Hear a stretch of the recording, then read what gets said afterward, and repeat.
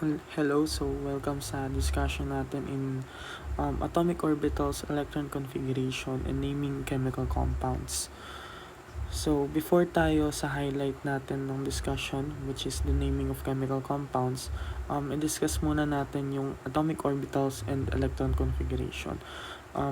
I-discuss natin here in atomic orbitals and electron configuration is short discussion lang kasi ang main topic talaga natin is all about naming chemical compounds.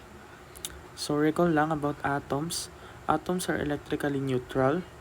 Diba? So, because there is the same number of protons and electrons. So, masasabi lang natin siyang neutral kapag same number ng protons and then ng electrons. Again, when we say protons, it is positively charged. And then, it is also the identity of the element. So, yung number of protons yung nagdedetermine kung anong klaseng element siya from the periodic table. Next is neutrons. Neutrons are uncharged atomic particle. So, it can be found daw sa nucleus. And then, it contributes dun sa may mass ng atom along with protons, diba? So, si neutrons is siya yung responsible for the mass numbers. And then also for the isotopes. Next is electrons. So, electrons yung highlight ng discussion natin ngayon. Siya yung star. Again, electrons are negatively charged. And also, it determines an atom's chemical properties and reactivity. So, the electrons on the outermost shell ay tinatawag natin na valence electron. And then, responsible siya on how atoms interact and form bonds. Ibig sabihin sa electrons yung responsible for chemical bonding. So, atomic orbital, so it is the quantum mechanical refinement of Bohr's orbit. So, orbitals are mathematically derived regions of space with different probabilities of having electron. Meaning, ito yung space kung saan natin matatagpuan si electrons. Again, di ba si electrons ay nasa labas ng nucleus kung saan siya nag-orbit. So, we have 4 types of planetary orbits. No? So, meron tayong 3D shapes na atomic orbitals, which is the S, P, D, and F orbital. As we can see, the S orbital is spherical in shape, and then yung P orbital is makikita natin siya ay in dumbbell shape, and then yung D orbital is para siyang clover leaf, 4-leaf clover, and then yung F orbital naman looks like a 6-petal flower. So, after that, we can proceed sa electron configuration. So, again, electron configuration describes how electrons are arranged in atomic orbitals. So, may kinalaman dito si atomic orbital. So, yung electron configuration daw is dinedescribe nito kung paano daw naka-arrange yung mga electrons doon sa atom's atomic orbital. Ang electron configuration follows the Aufbau principle, which fills orbitals from lowest daw. Ibig sabihin yung lowest to highest energy level. No? So, yun lang naman yung sinasabi ng Aufbau principle. So, an electron configuration uses a standard format. The number indicates the principal level or shell, for example, 1, and then the letter represents the type of subshell, for example, S. And then superscript shows the number of electrons occupying that specific orbital. For example, is 2. Remember that the S orbital can hold 2 electrons. The P orbital can hold 6 electrons. The D orbital can hold 10 electrons. And then the F orbital can hold 14 electrons. So, ang may lowest energy sa kanilang apat is the S orbital, and then the highest energy is F orbital. No? So, according to Aufbau principle, of course, mag-fill muna tayo sa lowest energy orbital.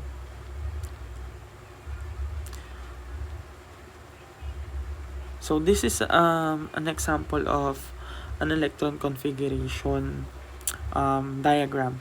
So ito is this is a technique kung paano nyo literal na hindi naman siya makakabisado. Matatandaan lang kung paano yung pagkakasunod-sunod ng electron configuration. No? So, when we're having a quiz, yung electron configuration diagram na to is not open. Ibig sabihin, kailangan nyo siyang tandaan kung paano siya isulat. Don't worry, madali lang naman tong isulat. So, ang technique lang is magsusulat ka lang ng 1s, 2s, 3s, 4s, 5s, 6s na pababa. And then, skip tayo pagdating kay P, skip natin si 1 dahil wala tayong 1P. So, 2P agad, 3P, 4P, 5P, 6P. And then, pagdating kay D, 3D agad tayo. Wala tayong 2D at wala tayong 1D. So, 4D, 5D, 6D. And then, 4F is 4F agad. And then, 5F, 6F. And then, paano naman natin ngayon i-determine kung sino yung magkakasunod. So, the next technique is, katulad nun nandito, maglalagay ka ng arrow dyan. And then, arrow dito, arrow dyan. Basta ganun yung tuhog niya. So, ang pagkakasunod-sunod is 1s2, 2s2, 2p6, 3s2, 3p6, 4s2, 3d10, 4p6, 4s2. So, ganun yung pagkakasunod-sunod kung saan tutuhog yung arrow. So, this is the electron configuration na nandun sa may periodic table. Actually, ito yung explanation kung bakit wala tayong 2D at wala tayong 1P. Kasi kung makikita nyo yung arrangement nila sa periodic table, yung 1s, yung dalawang 1s na yun, matatagpuan lang siya sa pinaka-tok-tok, which is yung hydrogen and then yung helium. Kung mapapansin nyo, lahat ng nasa left side, the alkali and alkaline earth metals, those are S. No, ibig sabihin yun, the last electron sa electron configuration nila is nag-end with S. And then yung mga nasa right side naman, lahat sila ay P. And then yung nasa gitna is lahat sila ay D, yung mga transition metals natin. And then yung mga lanthanides and actinides, lahat sila ay F. No? So,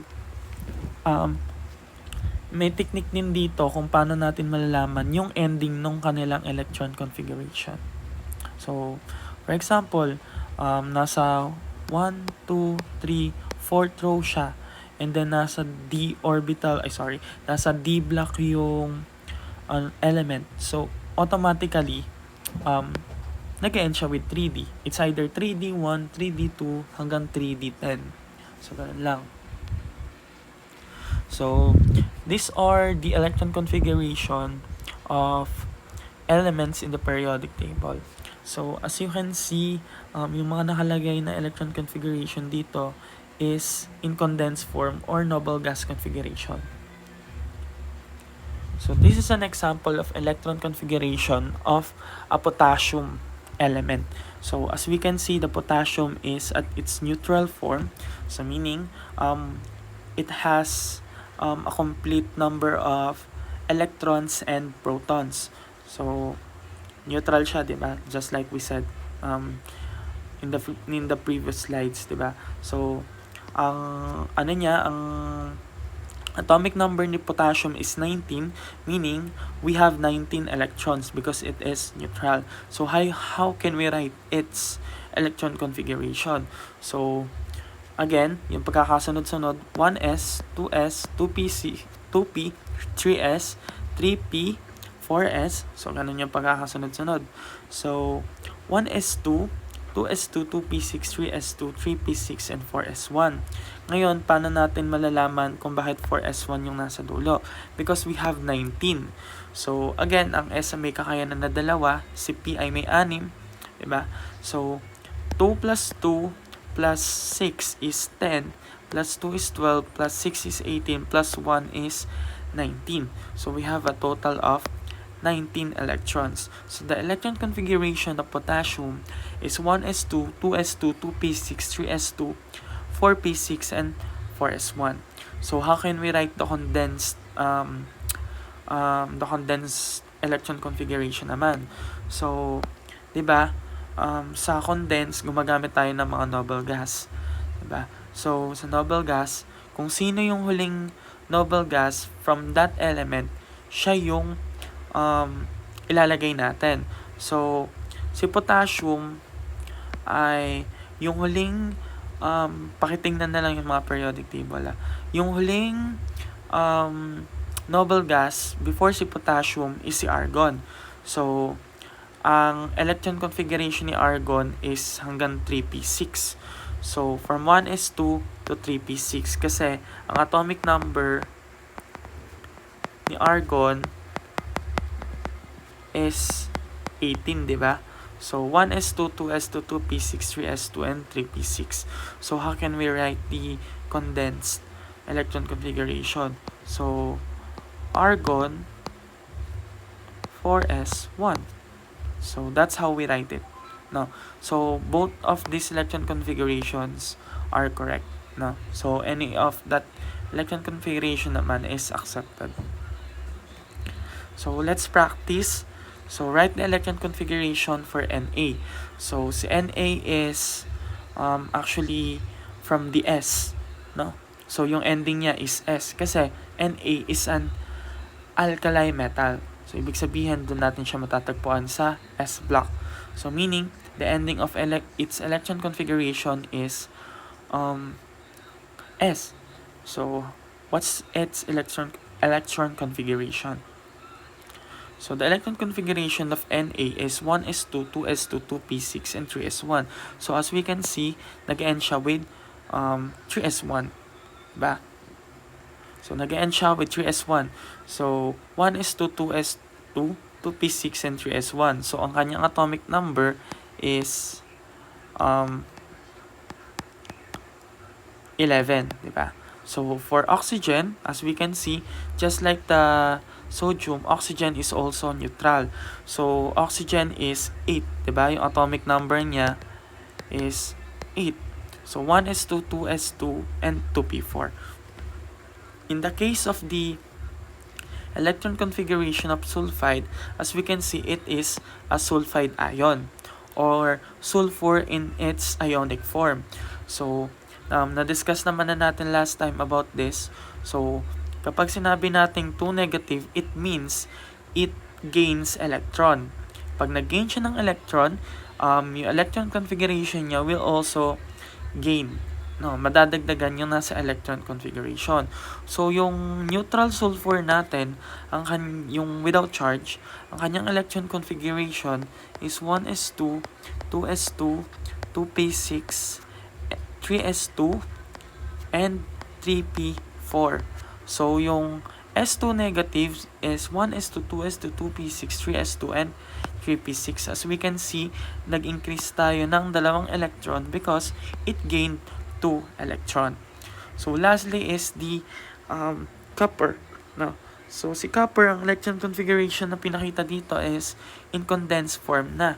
So, argon, 4s1, and 3d10. So, medyo odd tingnan yung electron configuration niyan, di ba? So, bakit ganyan? Bakit instead of 4s2, 3d9, di ba? Dapat ganyan siya. Bakit naging 4s1 and 3d10? It is because of the half field stability. Kailangan kasi mas stable si higher energy, which is the D, compared dun kay S, which is the lower energy. 'Di ba ang energy natin is si S ang may pinaka lowest energy and then si F ang may pinakamataas. So kung i-compare mo si S and then si D is si D ay may mataas na energy. So ibig sabihin mas stable siya kapag kompleto yung electron niya. 'Di ba si D ay may ang 'di ba si D ang kaya niyang i-hold is 10 electrons. So ibig sabihin, mas stable siya kung kompletong 10 yung mahahawakan niya. In this case, 9 lang sila dapat talaga, 'di ba? Kaya yung isa from 4s2 lumipat siya doon sa D para maging 3d10. So that is called half field stability. So hindi lang si copper yung ganyan. Actually, yung ibang element from the periodic table such as chromium, molybdenum, silver, and copper is ito yung may mga half field, no? Yung half field ay si chromium, molybdenum, sila ay may hanggang 3d5, tas si Ag naman is just like copper, no, hanggang 3d10. So ginagawa nila to for stability. So yung deeper explanation behind this is different pa kasi medyo complicated and then masyadong technical yung explanation about this. So after that is we will discuss the chemical bonding. So kaya natin din-discuss yung electrons is because ang responsible for chemical bonding is the atom's electrons. So chemical bonding is the electrostatic force of attraction that holds atoms or ions together to form molecules. Stable chemical compounds by sharing or transferring electrons. So it is sharing or transferring electrons. So we have three types of chemical bonding, which is the ionic bond, covalent bond, and metallic bond. So when we say ionic bonding, it is formed through the electrostatic attraction between opposite charged ions. So this occurs when one atom transfers one or more electrons to another. So ibig sabihin, nagkakaroon tayo ng transferring of electrons kapag sinabi nating ionic bonding. So the atom 1, usually the metal, is transferring or donating its electron into the atom 2, which is the non-metal. So ibig sabihin, ang nagtatransfer ng electron is si metal papunta kay non-metal, causing an ionic molecule. So the A will become a positively charged called the cation, and then the non-metal will become negatively charged, which is called an ion. Next is yung tinatawag natin covalent bonding. So it is formed by sharing electrons between atoms. So typically, non-metals daw nagpo-form ng this type of bond. So kung sa ionic bonding, meron tayong transferring of electrons. In covalent bonding, two atoms sharing its electron. Nagsishare sila sa isa't isa just like this one, diba? So si atom 1 at si atom 2 ay nagsishare sila ng electrons. So si atom 1 is a non-metal, and then si atom 2 can be a non-metal or metalloid. Now again, covalent bonding is sharing of electrons. Next is yung metallic bonding.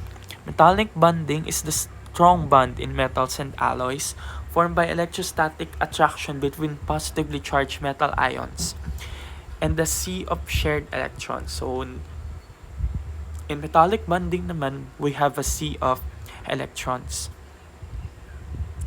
So practice tayo. For each of the following compounds, identify the primary type of bond. So NaCl is in this ang technique dito para malaman natin if it's an ionic, a covalent, or a metallic compound is let's see the individual atoms. Kung metals ba sila or non-metals.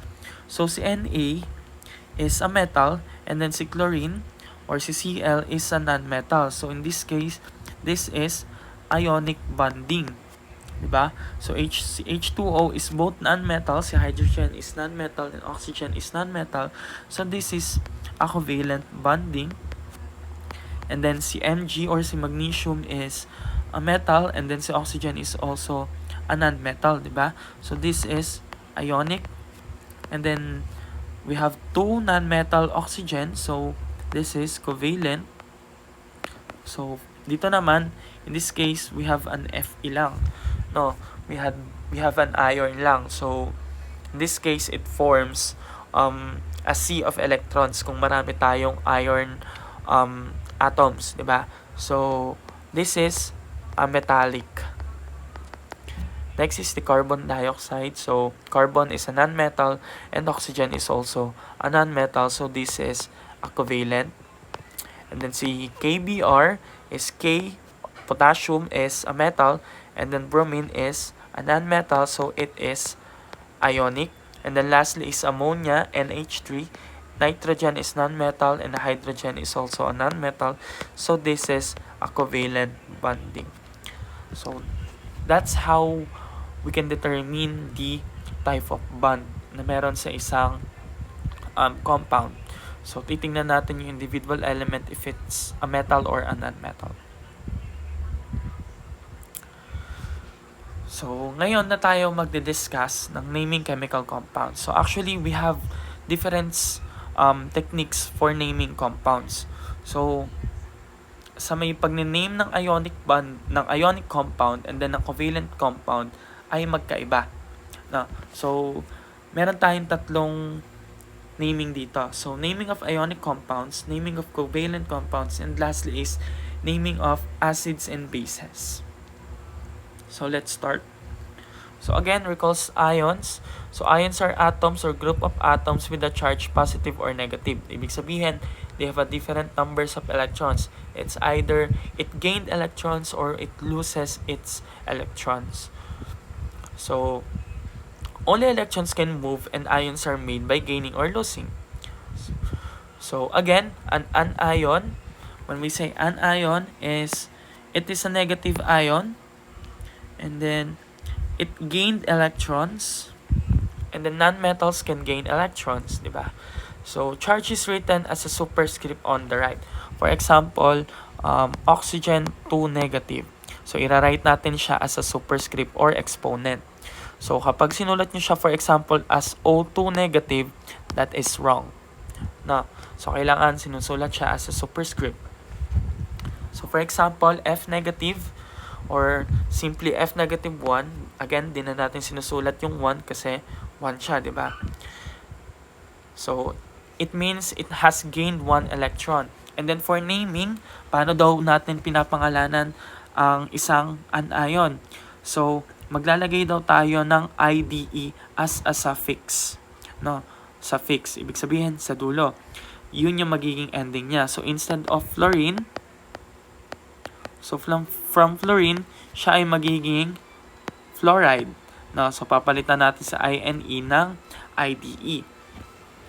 And then, for O2 negative or oxide ion, is it gains 2 electrons. So, in this case, its name will be oxide. Oxide na lang yung magiging name. So, a cation is a positive ion. So, it is formed by losing electrons. So, cation yung kabaliktaran ni anion. So, more protons than electrons, of course, kasi nabawasan na yung electrons natin. And then, metals can lose electrons. So, example is K plus or K positive 1. Diba? It has lost 1 electron. In terms of its name, so no name change, wala daw tayong babaguhin na pangalan kapag sa mga positive ions. So, ibig sabihin, kung potassium siya, ang magiging name niya na lang is potassium ion. Lalagyan lang natin ng ion sa dulo because it turned into a cation, di ba? Hindi siya potassium cation, potassium ion lang. So, another example is calcium 2 plus or Ce2 plus. In this case, it has lost 2 electrons. So, how can we predict the ionic charges? Diba? Paano daw natin mag-predict yung mga charge nila? So, yung mga group 1A, such as hydrogen, lithium, sodium, potassium, rubidium, cesium, and francium, all of these loses 1 electrons to form a plus 1 ions. So for example, H plus, Li plus, Na plus, K plus, and Rb plus. So group 2A, the alkaline earth metals such as beryllium, magnesium, calcium, strontium, barium, and radium. So it loses 2 electrons to form 2 plus ions. So The examples are Be2+, Mg2+, Ca2+, Sr2+, and Ba2+. Next is group 3A. So, yung group 3A natin is boron, aluminum, gallium, indium, and thallium. So, this group loses 3 electrons to form a 3+ ions. So, bakit? No, naglulose daw sila ng 3 electron. Why? Because this part is a mixture of metalloids and postmetals. So, yung mga nandito is metal pa rin. Diba? Mga example natin is boron ion, aluminum ion, and then gallium ion. So, next is the group 4A, the crystallogen, carbon, silicon, germanium, tin, and lead. No? So, do they lose ba ng electrons or nagigain ng electrons? So, in this case is neither. No? Why? Kasi, they tend to share electrons. Mas gusto nila nag-share ng electrons instead of transferring electrons. But there are times na nagpo-form sila ng ions, no? No, lalo na yung carbon, may times na nagpo-form siya ng ion. And then yung lead and then yung tin, so these two is a post-transition metals. Ibig sabihin, nagpo-form talaga sila ng ions, no? Except lang kay carbon, silicon, and germanium. So the group 5A, such as the nitrogen, phosphorus, arsenic, antimony, and bismuth, so they gain 3 electrons to form ions. So in this case, di ba, kapag nagiging anion na sila, is nagkakaroon na tayo ng name change, di ba? So, nitride, phosphide, arsenide. Next is the group 6A. No, so, yung mga chalcogens natin, such as oxygen, sulfur, selenium, tellurium, and polonium. So, this gains 2 electrons to form 2 negative ions. So, oxide, sulfide, selenide. Next is the group 7A or the halogens, the fluorine, chlorine, bromine, iodine. So, itong mga to is nag-gain sila ng isang electrons. So, fluoride, chloride, bromide, and iodide. And then lastly is the group 8A from the A group. So, the helium, neon, argon, krypton, xenon, and radon. So, they do not form ions. Why? Because they are stable. Stable sila because meron silang complete octet sa octet rule. No, so they tend to be alone. No. Mas gusto pala nila na mag-isa na lang. No. So kaya sila tinatawag na inert gases kasi they rarely form bonds, no. So kadalasan kasi, pero in higher chem may encounter nyo na si krypton and then si xenon is nakikipag-bonding because of its expanded octet. Meron kasi silang tinatawag na expanded octet. So, next is the group B elements. So, lahat ng nandito, magmula kay scandium hanggang kay zinc. So, yung buo na yan. So, those are, meron silang more than one possible oxidation state. Ibig sabihin, hindi lang for example positive 1, or hindi lang basta example positive 2. So, marami silang possible oxidation state. No, because of the characteristic. No, kasi sila yung mga D-block elements. So, for example, kay iron, so meron tayong iron 2, and then meron tayong iron 3. So, iron 3 ion, and then iron 2 ion. So, kung paano natin sila isinusulat at pinapangalanan, gumagamit tayo ng Roman numeral to indicate the charge.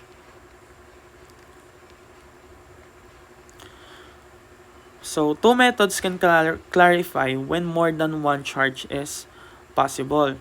No, so we have 2 techniques daw in naming cations. First is yung tinatawag natin na stock system, which we use Roman numerals just like yung ginamit natin kanina. And then meron tayong parenthesis na inilalagay to indicate the numerical value. So, an example is this one, no? Yung iron 2 and then iron 3. Next is the classical method. So, dito gumagamit to tayo ng root word for suffixes such as us and ik. So kapag us, lower yung positive number, and then kapag ik is higher yung positive number. So classical method does not give the true value. So paano yung mga example niyan? For example kay iron, diba si iron is, ito yung stock name niya. So, paano naman daw yung classical name niya? Ang classical name niya will be, so si iron 2 plus, since siya yung mas konti, so siya si us, at yung mas madami is si ik. So, ang sabi, gagamit daw tayo ng root word. So, ang root word natin for iron is ferrum. So, ang Fe2 plus is ferrous. At ang Fe3 plus is ferric. Pero don't worry kasi ang ginagamit na natin ngayon is yung tinatawag natin na stock system. So we will use the stock system, di ba? So cation, if the charge is always the same, like in the group 1A metals, just write the name of the metal. Kapag daw ang metal ay galing sa group 1 at group 2, the alkaline metals and the alkaline earth metals, di ba lahat sila ay may positive 1 at positive 2 charges. So, ibig sabihin, we don't need to write the Roman numeral because it is understood na, di ba? So, ginagamit lang daw natin ang Roman numeral for transition metals, yung mga nasa D. Kasi it has more than one type of charge. No? So, some of the post-transition elements daw also have more than one possible oxidation state. So, ito yung sinabi ko kanina, yung sa may tin at sa lead. So, sila ay mga post-transition metals. So, ibig sabihin, they also tend to lose electrons. So, yung mga possible oxidation state na meron tayo for tin and lead is tin 2 or Sn2 plus or tin 4 or Sn4 plus. Or ito yung tinatawag natin na stanic as a root word. This is stannous. And then this one is stanic. And then for lead is Pb2 plus is plumbous. And then lead 4 plus is plumbic.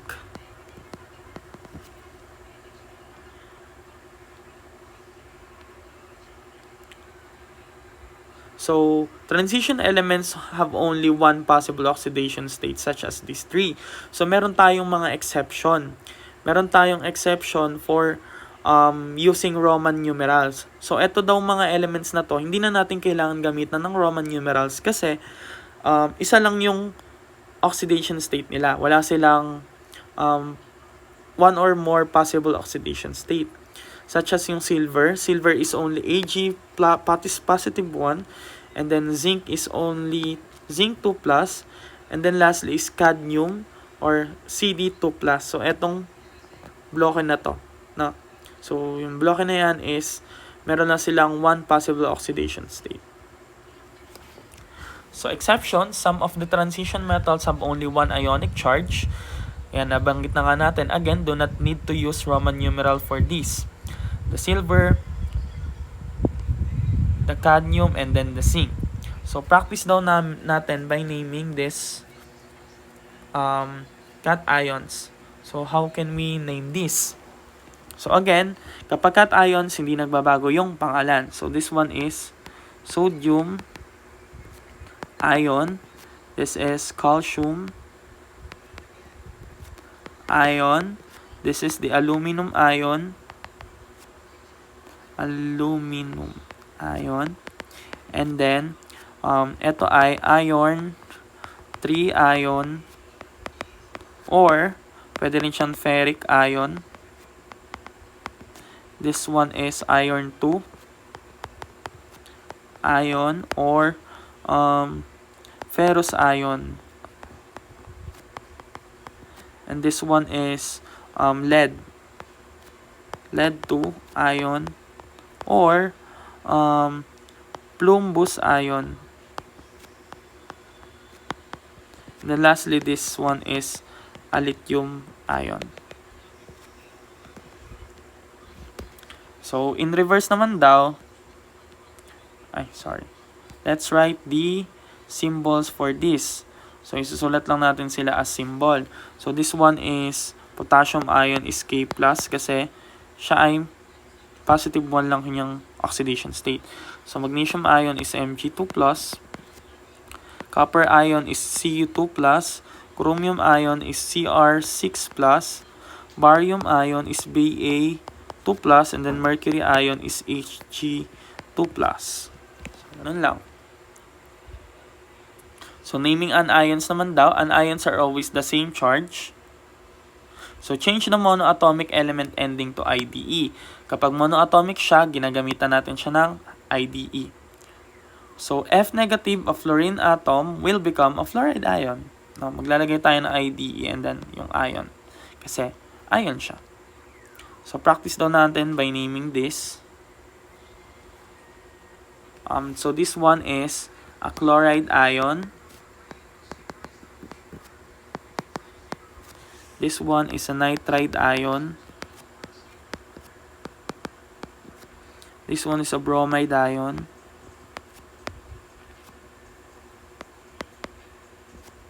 This one is an oxide ion. And this one is, since it is a cation, so wala tayong name, no, hindi yan galliumide. Yan ay gallium ion lang. Kasi this is a metal. That is a cation ion, di ba? So, write naman daw natin yung mga symbols. Write natin yung symbols. So, sulfide ion is S2 negative. Iodide ion is I negative. And then, phosphide ion is P3 negative. Diba? And then, strontium ion, since strontium is a metal, so this is Sr2+. Diba? Positive siya. Kasi siya ay cation ion. So, next is the polyatomic ions. No? Disclaimer, and then remember na ang polyatomic ions sa periodic table nyo ay kinakabisado. So, kapag nag-quiz, polyatomic ions ay kailangan kabisado nyo. And then, dapat alam nyo i-differentiate kung ano yung pagkakaiba ng polyatomic ions sa mga monoatomic ions in terms of its name. No, iba yung name ng mga polyatomic sa name ng mga monoatomic ions.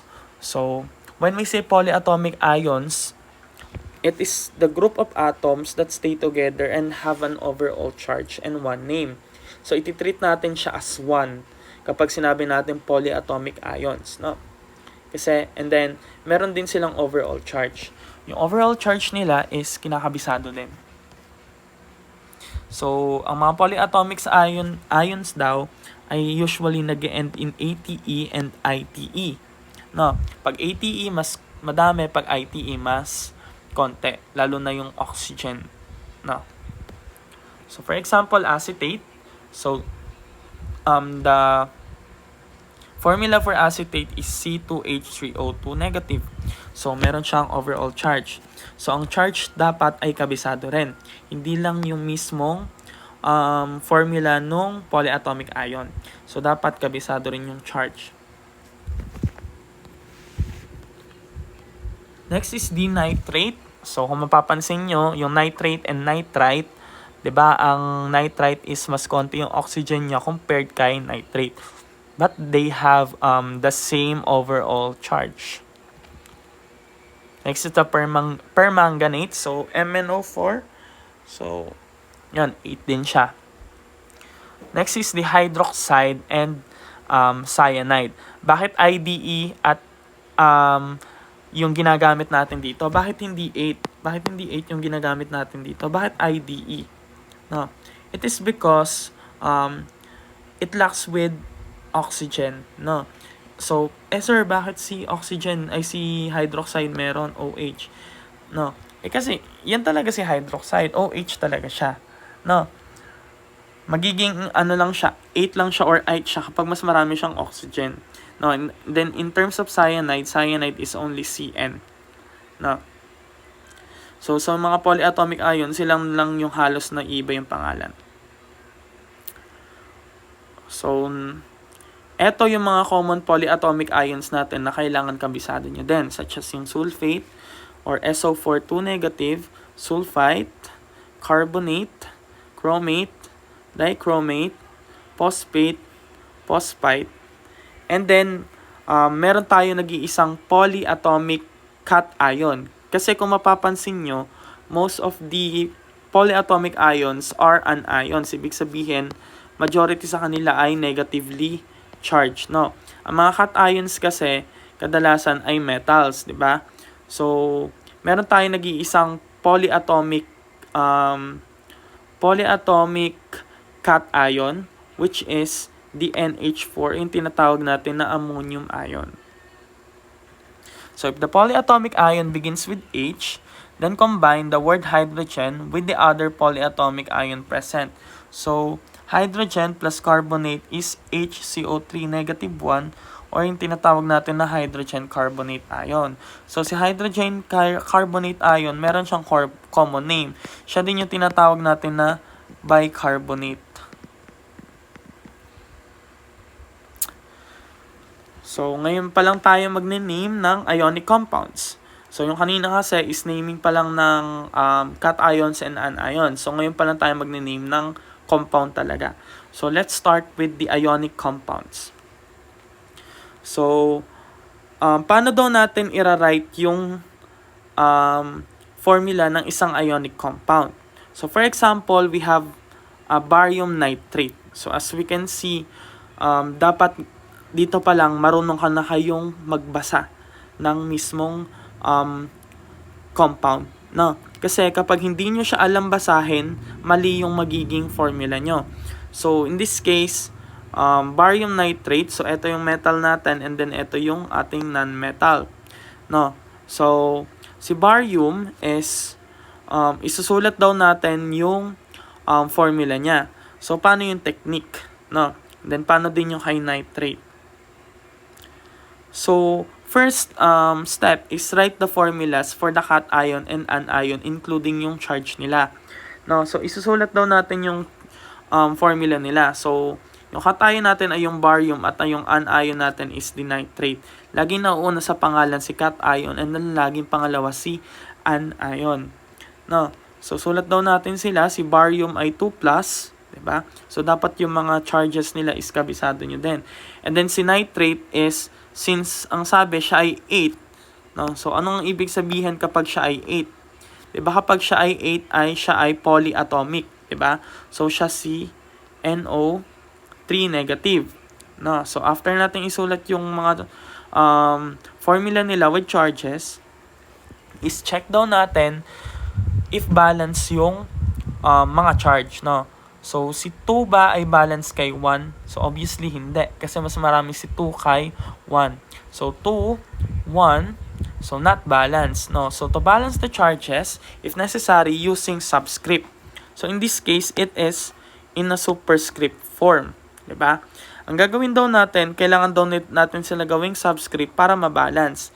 And then, use parentheses if you need more than one of a polyatomic ion. Kapag daw polyatomic ion such as nitrate, gumagamit daw tayo ng parentheses, open and close parentheses, and then use the crisscross method to balance the subscript. Ibig sabihin, magpapalit sila ng charge. Yung charge nito, bababa dito, at yung charge nito, bababa dyan. So, maglalagay tayo ng open and close parentheses kasi, for example, sa NO3, pag walang open and close parentheses yan, kunyari na ibaba mo tong 2 plus dito mo siya mapupunta. So, magiging 32, diba? So, ibig sabihin, mali. So, dapat nandito siya sa labas to indicate that we have 2 nitrates. Hindi isang nitrogen at 32 na oxygen. So, hindi ganon. So, si barium, bababa yung charge na doon. So, magiging barium NO3 2. So, yan na yung kanyang formula. So, next is the ammonium sulfate. So, again, the process is write the formulas for the cations and anion. Si ammonium, siya yung ating cation, and then si sulfate is yung ating anion. So, NH4+, and then SO4 2 negative. So, since pareho silang polyatomic, Again, check the balance. So, hindi, 'di ba? And then, gagamit tayo ng parenthesis. Ngayon, kanino lang tayo gagamit ng parenthesis? 'Di ba, ito ay positive lang yung charge at ito ay 2 negative. So, ibig sabihin, pag bumaba ito, magiging visible si 2, pero pag bumaba ito, magiging invisible na si 1, 'di ba? So, ibig sabihin mo, wala siya. So, ang lalagyan lang natin ng open and close parenthesis is si NH4 lang. Kaya, ang magiging formula niya is NH4 2SO4. Next is the iron 3 chloride. No? So, in this case, this is, gumamit na tayo ng Roman numeral to indicate yung charge ni iron, di ba? So, chloride is a monoatomic since IDE yung nag-end niya. So, the formula is Fe3 plus and then Cl negative. So, again, check the charges if balance. So, in this case, hindi siya balance. So, bababa doon and then magiging FeCl3. Next is the aluminum sulfide. So, si aluminum is a metal and then cation, and then sulfide is the anion. So, again, check the charges if balanced, and then, since hindi sila balanced, magkikriss-cross tayo, kaya siya magiging Al2S3. Kung mapapansin nyo, nagkapalit lang sila, diba? Tapos, nawala na yung charges. No? Bakit nawawala yung charge? Kasi nagiging 0 yan. Nagiging, ang net ionic charge niya is 0. Next is the magnesium carbonate. So, magnesium is Mg and then carbonate is a polyatomic, so siya ay CO32 negative. Again, how can we determine if it's a polyatomic or not? Based dun sa pangalan, kung ATE siya or ITE yung ending, di ba? So, check the charges if balance. In this case, we have 2. No? So, same silang 2. So, ibig sabihin, they are balanced. So, pag balance sila, magka-cancel out lang yan. Kaya magiging simply MgCO3 na lang. Next is zinc hydroxide. No? So, si zinc is zinc 2+, and then si hydroxide is also a polyatomic ion. No? Polyatomic siya, pero IDE yung nag-end yung name niya kasi siya si OH negative, yung kaninang example natin. So, ganun lang din yung process, kaya siya magiging ZnOH2. Next is aluminum phosphate. Ay, sorry. Lipat ng sagad. Ayan. Last na pala si aluminum phosphate. Again, write the formula Al3 plus and then PO4 3 negative. So, these are balanced, kaya magiging AlPO4 na lang siya. So, again, name the cation first and then the anion. Ito yung mga technique natin for naming ionic compounds. So, monoatomic cation is the name of the element, so calcium. And then, monoatomic anion is root plus IDE. Kaya siya magiging chloride, kaya siya naging calcium chloride. So, metals with multiple oxidation states naman, some metals can form more than one charge. Diba? Yung mga transition metals. So, gagamit na tayo ng Roman numeral. Such as yung lead, kaya siya naging lead 2 chloride. And then, meron tayong mga tinatawag na hydrated ionic compounds. Ang hydrated ionic compounds is ionic compounds with water. No? Ilagyan lang natin sila ng water molecules. So, in their formulas, this number is shown after the centered dot. Gumagamit daw tayo ng centered dot or simply tuldok lang sa gitna. So, it is indicated in the name by a Greek numerical prefix before the word hydrate. So, pag name daw natin ng hydrate, gumagamit daw tayo ng prefix. No? Such as mono, di, tri, yung mga ganon. Tetra, penta, penta, hexa, hepta, octa, nona, and deca. So, ang calcium sulfate daw, CaSO4, kapag naging hydrate siya, ito yung center dot, and then meron tayong dalawang H2O. Kaya siya naging calcium di kasi meron tayong 2 H2O. Diba? So, copper sulfate naman. So, copper sulfate is copper, sorry, O to. O dapat to. Copper 2 sulfate, pentahydrate kasi meron tayong 5 hydrate. So, things to look for, if the cations have open close parentheses, ibig sabihin, ito ay transition metal, diba? So, if the anions ends in IDE, they are probably off the periodic table or these are monoatomic. And then, kapag naman daw nag-end with ATE in ITE, it is a polyatomic. So, practice daw natin by writing the formula of these compounds and then yung name. So, si iron 2 phosphate is Fe. So, eto yung shortcut ko na lang pero try to practice using the crisscross method. So, si phosphate is 3, di ba? Kaya ito ay maging Fe3PO4 2. Kaya siya magiging ganyan.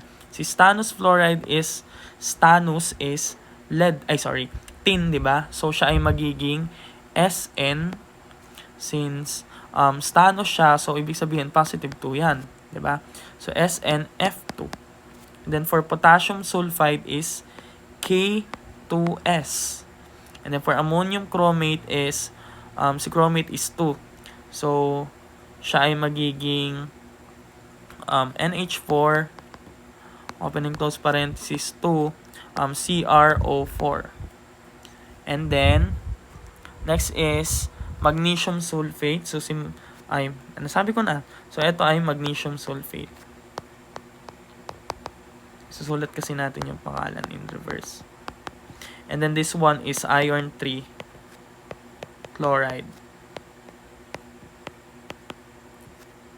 So ganun lang. Next is naming ng molecular compounds. So, ang naming ng molecular compounds or ng mga covalent compounds is different with naming of ionic compounds. No? So, molecular compounds are made just of nonmetals. And then, smallest piece ay yung tinatawag natin na molecule. So, can't be held together by opposite charge of attraction kasi meron tayong sharing. So, can't use charges to figure out how many atoms of each.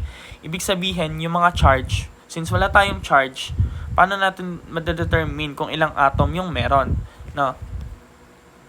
So, ionic compounds uses charges to determine how many of each, di ba? Gumagamit tayo ng charge para malaman natin kung ilang piraso ng atom yung meron dun sa isang compound.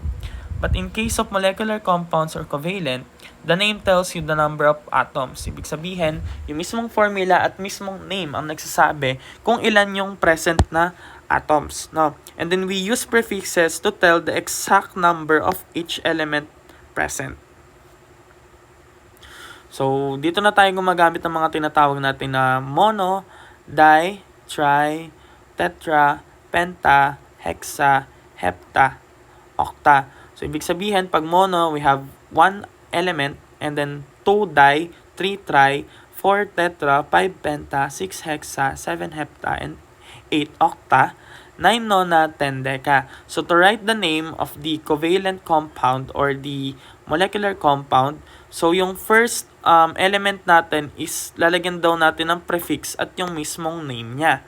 Ibig sabihin, hindi muna tayo maglalagay ng IDE for the first element. And then for the second element is may prefix na nga tayo, may name pa, meron pang IDE. No? So one exception is we don't write mono. Hindi na daw natin sinusulat yung mono if there is only one of the first element. And then normally we do not have double vowels when writing names. Ibig sabihin, hindi tayo gagamit ng OA at OO. For example, oxide, tas sham, 'di ba? So siya ay magiging non-oxide lang. Hindi siya magiging nona-oxide.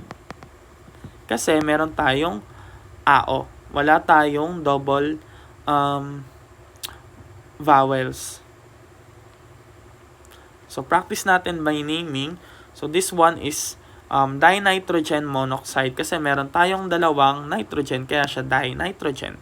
Again, kapag unang element, hindi natin pinapalitan yung dulo, di ba? So yung pangalawa, yung oxide natin or yung oxygen, monoxide. Hindi siya monooxide. Monoxide lang. And then gumagamit tayo ng IDE. Next is, ang name nito is nitrogen dioxide. Again, remember our rule na hindi tayo gumagamit ng mono kapag yung unang element natin ay nag-iisa lang. So this one is dichlorine heptoxide. And the next is carbon tetrabromide. Next is carbon dioxide. Then lastly is again, the technique is determine nyo muna kung para hindi kayo malito if ever na mag-quiz tayo is tingnan nyo yung bawat element. No? Tingnan nyo yung bawat element kung ang element ba ay mga metal at non-metal para hindi kayo malilito sa naming. So in this case, the barium chloride, barium is a metal, 'di ba? Metal 'to eh. So ibig sabihin yung pag-name sa kanya is different, no? Since yan ay ionic. So ang pangalan lang niyan is simply barium chloride. Hindi siya monobarium or hindi siya barium dichloride. So write naman daw natin yung mga formula ng mga to. So this one, diphosphorus pentoxide, again, determine kung metal ba or non-metal yung mga present. So pareho tong non-metal, di ba? So diphosphorus, meron tayong dalawang phosphorus at meron tayong 5 oxygen. Tetraiodine monoxide is I4O9. Sulfur hexafluoride is SF6. Nitrogen trioxide is NO3. Carbon tetrahydride is CH4. And then phosphorus trifluoride is PF3. And then aluminum chloride, since aluminum yan ay metal, so siya ay magiging AlCl3. Kasi si aluminum ay Al3 plus at si chloride is Cl negative. So wag na wag kayong malilito sa mga ganyan. So last na to, yung last is the naming acid and bases, no? So acids are compounds that give off hydrogen ions or yung tinatawag natin ni H+ or hydronium ion when dissolved in water. So this is according to Arrhenius' definition. Actually, we have a separate topic about acid and bases. Pero ngayon pa lang magne-naming na tayo ng acid and bases. Kasi ang yung topic natin sa acid and bases ay iba, no? So more on computation yun ng pH. So ang mga acid daw ay nag-i-start with the formula with H or hydrogen. Sa hydrogen daw sila nagsisimula. So there will always be some hydrogen next to an ion. Ibig sabihin, meron laging hydrogen kapag acid. So the anion determines the name. So hydrogen yung nasa unahan, tapos yung kasunod niya ay yung anion. So rules for naming acids. So name it as a normal compound first. Ang pag-name natin or ang pagsulat natin ng formula sa acid is almost the same with ionic compounds but very different, no? So if the anion attached to hydrogen ends in IDE, put the prefix hydro and change IDE to ic acid. Ibig sabihin, yung hydro na as a prefix, gumagamit tayo nito kapag monoatomic yung katambal ni hydrogen. No? For example, HCl. Diba si Cl ay Cl negative at si H ay H+. Ibig sabihin, monoatomic si Cl negative, kaya tayo gumagamit ng hydro. And then yung chlorine, yung chloride niya, papalitan natin ng ic acid, kaya siya naging hydrochloric acid. And then for the next example, bakit to naging H2S? Bakit may 2 dyan? Because sulfur is 2 negative, diba? And then hydrogen is H+. Kaya yung charge niya, napunta lang doon using crisscross method. So, in terms of its name, is wala siyang epekto, no? Hindi siya dihydro. So, siya ay hydrosulfuric acid lang. No? Hydrosulfuric acid lang siya. Hindi siya mali yan. So, if the anion has oxygen in it, Kapag may oxygen siya, ang tawag dyan ay oxo acids. Ibig sabihin, may oxygen. Then it ends in the 8 or 8. Nag-end daw yan with 8 and then 8. Kasi ito ay mga polyatomic. So, change the suffix daw. Yung 8 daw, papalitan natin ng ic acid. And then, wala tayong prefix. Wala tayong prefix. So, for example, HNO3. So, this is nitrate and hydrogen. Kaya siya nitric acid lang. Wala siyang prefix. So, kapag naman daw ITE yung dulo or ite, ang gagamitin natin is us acid. Again, no prefix. So, for example, for nitrite, kaya siya naging nitrous acid. So, yung normal ending daw, kapag IDE yung ending, for example, sulfide, so yung acid name niya is hydrosulfuric acid. Yan. Hydrosulfuric acid. And then, kapag naman daw, Kapag naman daw 8 yung dulo, is for example, sulfate, so, siya ay magiging sulfuric acid. And then, for example, kung siya ay ITE, such as sulfite, siya ay magiging sulfurous acid. So, ganun lang ang pag-name ng acids. So, meron tayong 2 additional rules. If the acid has 1 more oxygen, ibig sabihin, nadagdagan tayo ng oxygen, doon sa ic acid natin, mag-a-add tayo ng per na prefix. For example, HClO3. So, ito ay chlorate, di ba? So, siya si chlorate. Kapag daw nagdagdag pa tayo ng isa pang oxygen, siya ay magiging perchloric acid. Kaya siya naging ClO4. So, meron din daw paano naman daw kapag nabawasan tayo ng isang oxygen. So, pag nabawasan tayo dun sa us acid natin mismo, is mag-add tayo ng prefix na hypo. For example, si chlorite. Ang chlorite ay ClO2. So, siya ay chlorous acid. So, kapag siya ay nabawasan pa ulit, ay naging HClO na lang, siya ay magiging hypochlorous acid. So, practice daw natin by naming this. So, this one is a monoatomic, di ba? Kaya siya ay hydrofluoric acid. This one is sobra siya ng oxygen. Kaya ito ay si perchloric acid. This one is nabawasan, di ba? So, ito ay magiging hypochlorous acid. And then this one is chloric acid. This one is chlorous acid. So in this one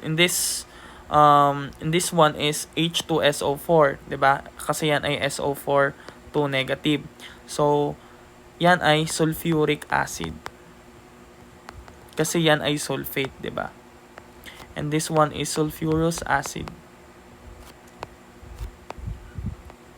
So in this case, it is a polyatomic ion, but it is cyanide. Ibig sabihin nag-end siya with IDE. So ang magiging pangalan niya is hydrocyanic, dahil yan ay cyanide, cyanic acid. And then last one is chromic acid, kasi yan ay chromate.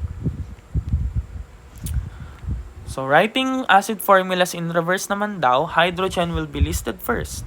So, the name will tell you the anion. So, be sure the charges cancel out and then start with the prefix hydro if there is no oxygen. Diba? Or IDE for an ion. And then, no prefix hydro. 8 naman daw, ic ending. And then, ite is us ending. So, hydroiodic acid is HI. Diba? Acetic acid is HC2H3O2. Diba? Sa unahan natin nilalagay yung hydrogen. Carbonic acid is H2CO3. Kasi carbonate yan, diba? Ang carbonate ay CO3 2 negative.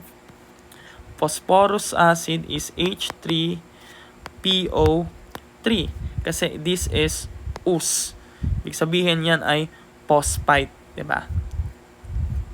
And then hydrobromic acid is HI. Next is naming base, no?